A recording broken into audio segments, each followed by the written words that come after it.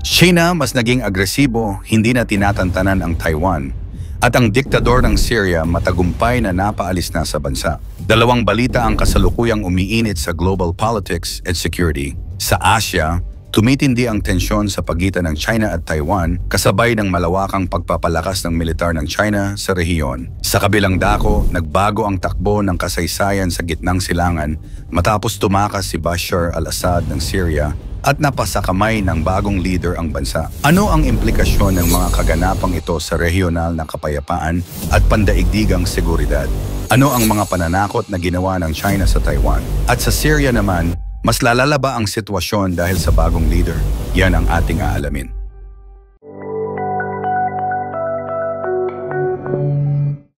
China at Taiwan. Papalapit na ba ang sagupaan?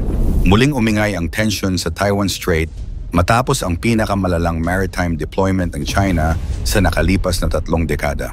Ayon sa ulat ng Taiwan Defense Ministry, higit 90 naval at coast guard ships, kasama ang 53 military aircraft, ang namataan sa rehiyon. Ang Chinese People's Liberation Army, PLA, ay nagpahayag na ang kanilang kilos ay para lamang sa pagtatanggol ng soberanya at integridad ng teritoryo. Ngunit ang tanong ng marami, bakit ngayon? At bakit ganito kalaki ang kilos militar ng China? Ang First Island Chain ay mahalagang estratehikong lugar na binabantayan ng China, na naglalaman ng Taiwan, Japan's Okinawa at Pilipinas. Sa memorandum mula sa Taiwanese National Security, inilarawan ang aksyon ng China bilang pagsubok sa pasensya ng mga kalapit na bansa, kasama na ang Amerika. Lumalabas na ang kilos ng China ay may layuning hadlangan ang anumang plano ng Taiwan na lumayo mula sa One China Policy. Ang One China Policy ay isang pandaigdigang prinsipyong diplomatiko na nagsasaad na may isang lehitimong China lamang at ang People's Republic of China, PRC, ang kinikilalang opisyal na pamahalaan nito. Sa ilalim ng prinsipyong ito, itinuturing ng China ang Taiwan bilang bahagi ng kanilang teritoryo kahit pat may sariling pamahalaan at sistemang pampolitika ang Taiwan, na nag-ooperate bilang isang de facto independent state. Nagmula ang One China Policy matapos ang Chinese Civil War noong 1949. Ang natalong pamahalaan ng Republic of China, ROC, ay umatras sa Taiwan at doon itinatag ang kanilang panibagong gobyerno, habang ang PRC ay nagpatatag ng kapangyarihan sa mainland China. Mula noon, naging sentro ng tensyon ang usaping ito kung saan mariing iginigiit ng China na bahagi pa rin ng kanilang soberanya ang Taiwan.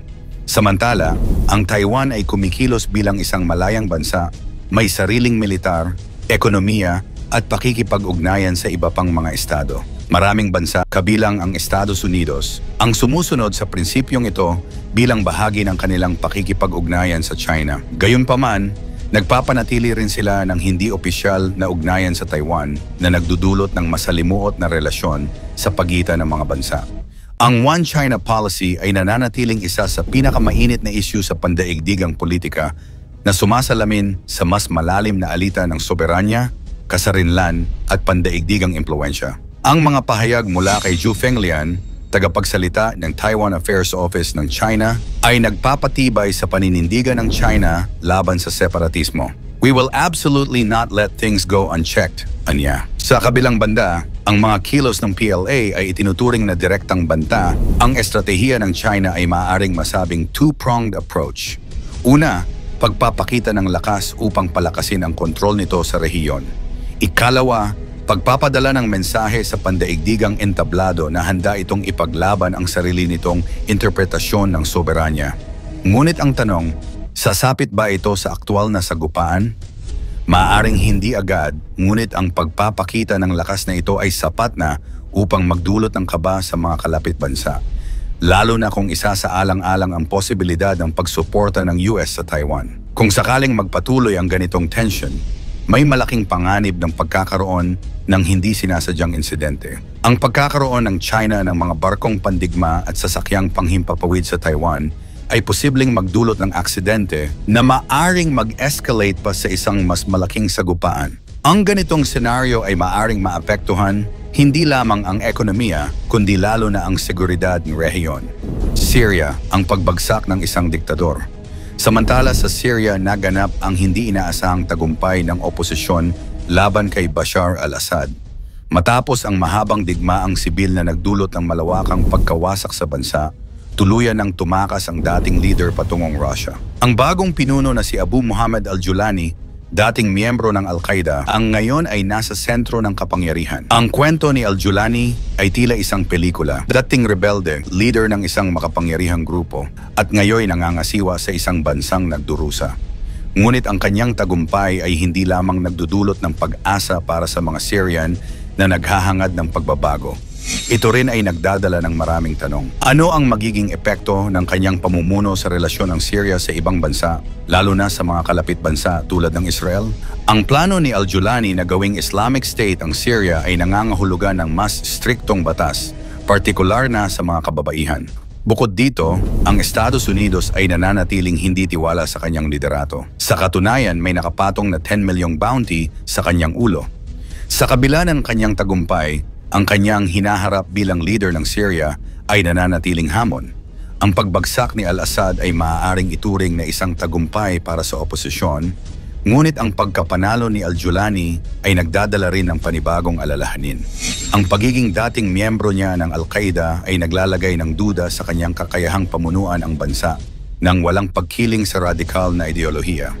Bukod dito, ang kanyang plano na gawing Islamic State ang Syria ay maaaring magdulot ng panibagong tensyon sa rehiyon, lalo na't hindi pa rin nawawala ang mga issue sa pagitan ng Syria at Israel. Sa panig ng mga mamamayan, mahalaga ang muling pagtatayo ng bansa. Ngunit paano ito magagawa kung ang bagong leader mismo ay may mabigat na bagahe mula sa kanyang nakaraan? Ang tanong din, anong papel ang gagampanan ng mga bansang tulad ng Russia at Iran na dating sumuporta kay al-Assad? Patuloy bang magiging mahigpit ang kanilang impluensya sa Syria o bibitiwan na nila ito? Sa dalawang magkaibang bahagi ng mundo, ang mga kwentong ito ay nagpapakita ng magkakaibang uri ng tensyon at pagbabago.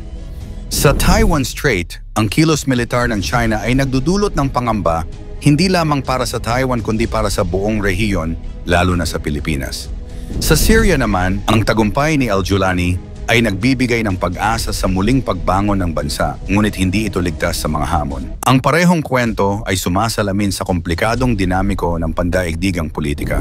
Ano ang magiging papel ng mga mas malalaking bansa tulad ng US at Russia sa mga kaganapang ito? Ang sagot ay mahirap hulaan, ngunit isang bagay ang tiyak. Ang mundo ay hindi kailanman magiging tahimik habang may mga bansang nais ipakita ang kanilang kapangyarihan at patuloy na nakikipaglaban para sa pansariling layunin. Sa huli, ang bawat hakbang sa mga balitang ito ay maaaring magdulot ng domino effect sa pandaigdigang entablado.